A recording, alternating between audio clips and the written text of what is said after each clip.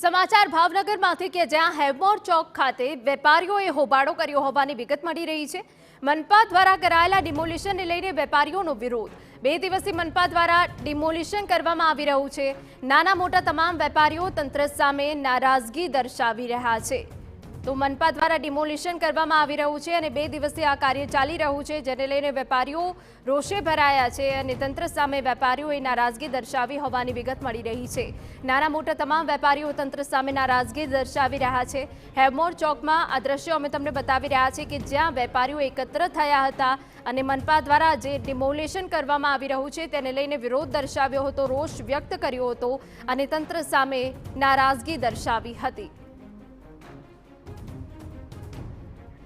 તો નાના મોટા તમામ વેપારીઓ તંત્ર સામે નારાજગી દર્શાવી રહ્યા હોવાની વિગત મળી રહી છે। હેવમોર ચોક કે ત્યાં તંત્ર દ્વારા 2 દિવસથી ડિમોલિશનની કામગીરી કરવામાં આવી રહી છે અને એ વચ્ચે વેપારીઓની નારાજગી સામે આવી રહી છે।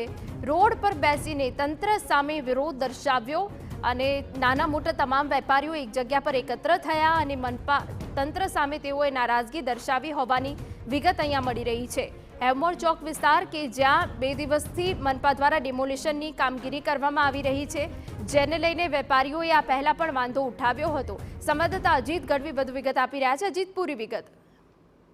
ભાવનગરમાં વાત કરવામાં આવે તો ભાવનગર મહાનગરપાલિકાનો સતત ખાસ કરીને શહેરના મુખ્ય રસ્તાઓ છે, મેઇન બજારો છે, ત્યાં ડિમોલિશનનું કામગીરી ચાલતી હોય છે ને એના ભાગરૂપે જ તે છેલ્લા 2-3 દિવસથી જે ખાસ કરીને અમુક વેપારીઓ જે કાયમ ધંધો લઈને બેઠા છે તેમની પણ સતત ફરિયાદ હતી, જેને લઈને ડિમોલિશન અમુક વિસ્તારોમાં હતી, જેમાં ગઈકાલે જે હેવમોર ચોક ને મેઇન બજારની અંદર ડિમોલિશન હાથ ધરતા જે રસ્તા પર બેસતા વેપારીઓ છે, નાના મોટા જે વેચાણ કરતા લોકો છે, તેમના દ્વારા વિરોધ ઉભો થવામાં આવ્યો હતો અને જે નડતરરૂપ વસ્તુ હતી તેને બીએમસીના જે અધિકારીઓ છે તે હટાવવા માટે કોઈ પણ સંજોગે હટાવવા માટે તેમણે નક્કી કરી લીધું હતું, જેમને લીધે જે દબાણ હટાવના કર્મચારીઓ છે, અધિકારીઓ સાથે પણ લપ થઈ હતી, જેને લઈને પોલીસનું પણ ઇન્વોલ્વમેન્ટ થયું હતું અને આજ સવારે હેવમોર ચોકની અંદર આ પ્રકારની દબાણ હટાવની કામગીરીને લઈને બહુ મોટો હોબાળો થયો હતો। અનેક લોકો રોડ પર બેસી ગયા હતા, પરંતુ જે મહાનગરપાલિકા છે તે લોકોના હિતમાં કામ કરી રહી છે, જેને લઈને ક્યાંક ને ક્યાંક